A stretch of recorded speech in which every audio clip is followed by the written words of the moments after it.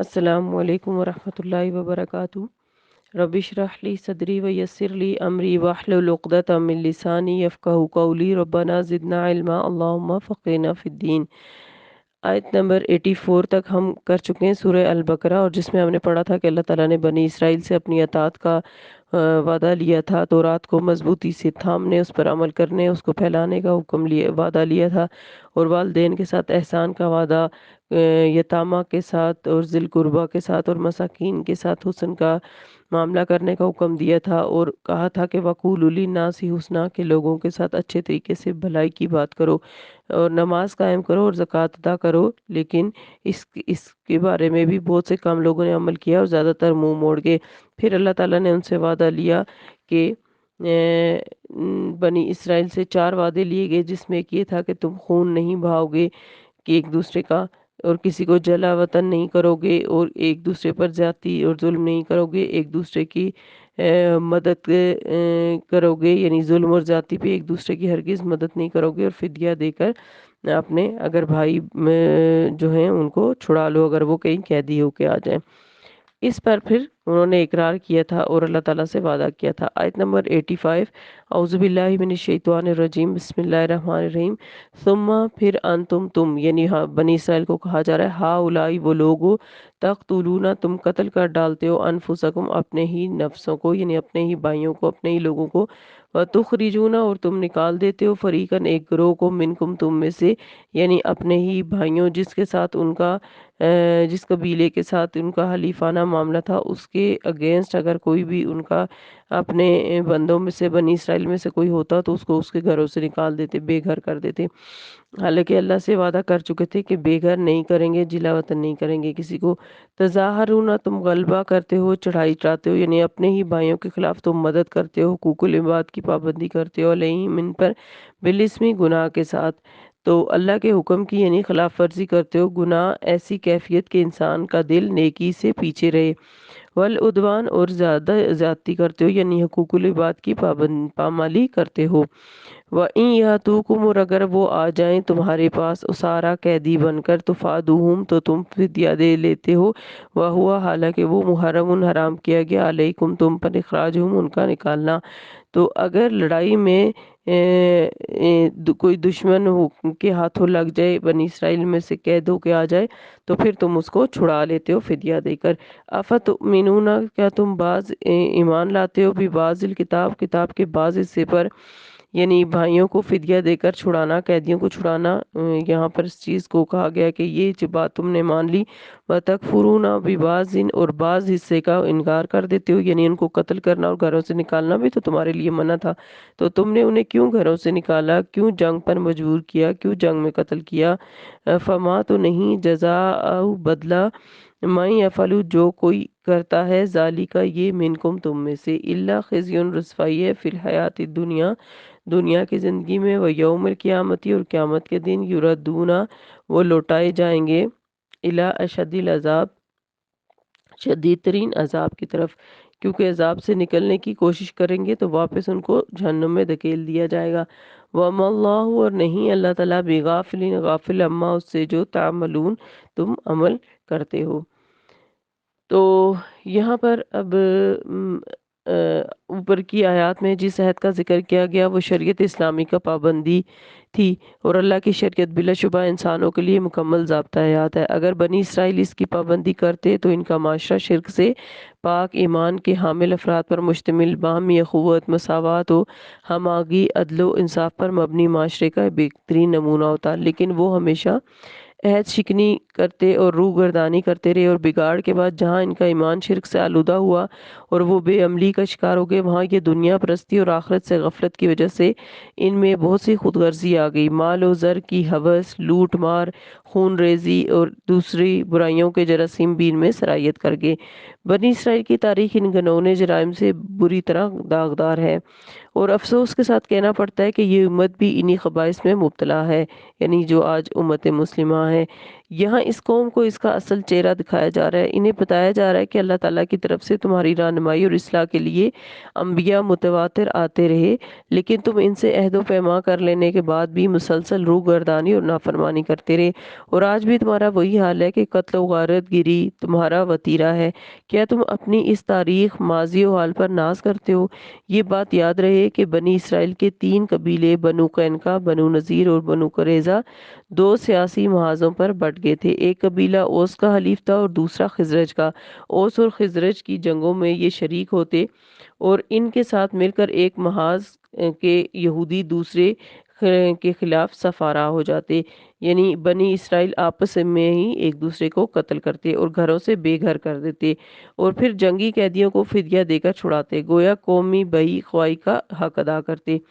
ان کی سرکشی اور دوغلی روش پر ان کو تنبیہ کی جا رہی ہے کہ قتل و خون ریزی اور گھروں سے بے گھر کرنا کتاب اللہ میں حرام قرار دیا گیا ہے، اور یہ سب تم بے دھڑک کرتے ہو، لیکن قیدیوں کے فدیے کے معاملے میں کچھ مالی فوائد نظر آتے ہیں یا قومی خیر خواہی کا جذبہ بیدار ہوتا ہے تو تمہیں کتاب اللہ یاد آ جاتی ہے۔ اگر تم اللہ کے احکامات کی پابندی کرتے تو فدیے کی تو نوبت ہی نہ آتی۔ یاد رکھو، کتاب اللہ کے ایک حصے کو ماننا اور اس پر عمل کرنا اور دوسرے حصے سے قطعاً بے پرواہی اختیار کر لینا، یہ کتاب اللہ کے ساتھ مذاق کے مترادف ہے،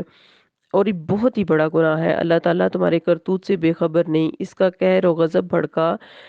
تو دنیا میں بھی تمہارے لیے ذلت اور رسوائی ہوگی اور آخرت میں بھی عذاب سے دوچار ہو جاؤ گے۔ یہ شدید طرح کا انذار یعنی ڈرانا اور نصیحت ہے، سخت دلوں کو بھی نرم کر دینے کے لیے کافی تھا، مگر قوم یہود پر اس کا کوئی بھی اثر نہیں ہوا۔ بالآخر ان کو واضح کر دیا گیا کہ اب جبکہ تم نے آخرت پر دنیا کو ترجیح دی ہے اور آخرت سے بالکل ہی بے پرواہ ہو کر دنیا کی لذتوں اور آسائشوں کو مقصد حیات بنا بیٹھے ہو، تو جہنم تمہارا ٹھکانہ ہوگا۔ نہ تمہارے عذاب میں کوئی کمی کی جائے گی اور نہ ہی کوئی وہاں تمہارا مددگار ہوگا۔ تو یہ ہے تمہاری حیثیت دنیا میں، اور آخرت میں یہ تمہارا انجام ہونے والا ہے۔ تو اس آیت میں ہمارے سیکھنے کی کیا بات ہے کہ کیا ہم بھی قرآن کے بعض حصے کو لے لیتے ہیں اور بعض کو، یعنی افتؤمنون ببعض الکتاب، تو کیا میں بھی قرآن پاک کی تمام تعلیمات کو مانتی ہوں یا بعض کو مانتی ہوں اور بعض کو نہیں مانتی؟ تو کیونکہ ہم بھی قرآن کو پڑھ رہے ہیں، پڑھ چکے بھی ہیں ہم میں سے، تو کیا ہم بھی اپنی مرضی کے بات پر عمل کرتے ہیں اور جو بات ہمیں عمل کرنے میں مشکل لگتی ہے اس کو چھوڑ دیتے ہیں؟ اگر خدا نہ خواستہ ایسا ہے تو پھر ہمیں سوچنا چاہیے کہ یہاں پر بہت سخت عذاب کی بات کی گئی ہے۔ آیت نمبر 86، اولئک، یہی لوگ، الذین، یہی وہ لوگ ہیں، اشترا، جنہوں نے خرید لیا، الحیات دنیا، زندگی دنیا کی، بالآخرتی، آخرت کے بدلے، فلا، تو نہ یخفف، ہلکا کیا جائے گا، عنہم، ان سے، عذاب، ولا، اور نہ ہم وہ ینصرون، مدد دیے جائیں گے۔ یعنی یہ تمام اعمال کی وجہ کیا ہے؟ اصل میں دنیا کی محبت ہے۔ تو آخرت کا عذاب مول لے کر چند روزہ دنیا کی زندگی انہوں نے لے لی اور خواہشات پوری کرنے لگے، اور وہ اس عذاب کے عادی نہیں ہو سکیں گے، اور نہ عذاب ہلکا کیا جائے گا، اور اس وقت ان کو کہیں سے بھی کوئی مدد نہیں ملے گی۔ تو بنی اسرائیل کی نافرمانیوں اور بدعمالیوں کی روادات تسلسل کے ساتھ یہاں ہم پڑھتے جا رہے ہیں۔ اللہ تعالیٰ نے ان کی ہدایت کے لیے موسیٰ علیہ السلام کو مبعوث فرمایا اور کتاب ہدایت تورات عطا کی۔ بنی اسرائیل نے موسیٰ علیہ السلام کو ان کے احسانات اور اللہ کی نعمتوں کے باوجود بہت ساری ایذائیں، تکلیفیں پہنچائیں اور دین کا مذاق اڑایا۔ تورات سے ہدایت حاصل کرنے کے بجائے اسے برکت اور حصول دنیا کا ذریعہ بنا لیا اور گمراہی میں غرق ہو گئی۔ اسی طرح آج امت مسلمہ بھی قرآن پاک کے ساتھ کر رہی ہے کہ اس کو برکت کے لیے اور دنیا کے فائدوں کے لیے اس کو چومنا، چاٹنا، ختم کرانا، اس سے تعویذ بنانا، لیکن اصل میں یہ ہدایت کے لیے آئی ہے کہ اس کو پڑھ کر سمجھ کر اس پر عمل کیا جائے۔ یہ اللہ کا فضل و کرم تھا کہ ان کی ہدایت اور رہنمائی کے لیے متواتر انبیاء آتے رہے اور کتاب اللہ کے احکامات کو پوری طرح نافذ کرتے اور ان کی تبلیغ کرتے رہے۔ قرآن میں داؤد، سلیمان، زکریا اور یحییٰ علیہ السلام کا ذکر ہے۔ بالآخر عیسیٰ ابن مریم بنی اسرائیل کے آخری نبی مبعوث ہوئے اور ان کو بینات یعنی معجزات عطا کیے گئے، مثلاً اللہ کے حکم سے مردوں کو زندہ کرنا اور مٹی سے बने हुए परिंदे में फूंक मार के परिंदा बना देना, नाबीना की बिनाई का हाल को बहाल करना और कोढ़ के मरीज को शफा याब करना। इस तरह अल्लाह की तरफ से बनी इसराइल की हिदायत और इस्लाह का मुकम्मल और जामिया एहतमाम होता रहा। लेकिन इनकी तरफ से हमेशा ही अल्लाह की इनायत का मुनफी जवाब मिलता रहा। नबी सल्लल्लाहु अलैहि वसल्लम की दावत इनकी ख्वाहिशात नफ्स, दुनियावी मफादात और इनकी बातिल अकायद के बिल्कुल खिलाफ होती। चुनाचे वो खुल कर इनकी मुखालफत करते, यहाँ तक कि नबियों को कत्ल कर डालते। इन जालिमों ने ईसा अलैहिस्सलाम को सूली पर चढ़ाने की कोशिश की, लेकिन अल्लाह ताला ने इनके मंसूबे को खाक में मिला दिया और ईसा अलैहिस्सलाम को जिंदा आसमान पर उठा लिया। सूरह निसा से हमें पता चलता है। तो इस तरह अल्लाह ताला की तरफ से बार बार जो है वो तंबीह आती रही, लेकिन इन्होंने अल्लाह के अहकामात को नहीं माना। तो यहाँ पर इस मिसाक का एक और पहलू एहतराम इंसानियत के हवाले से है, जिसका तकाजा ये था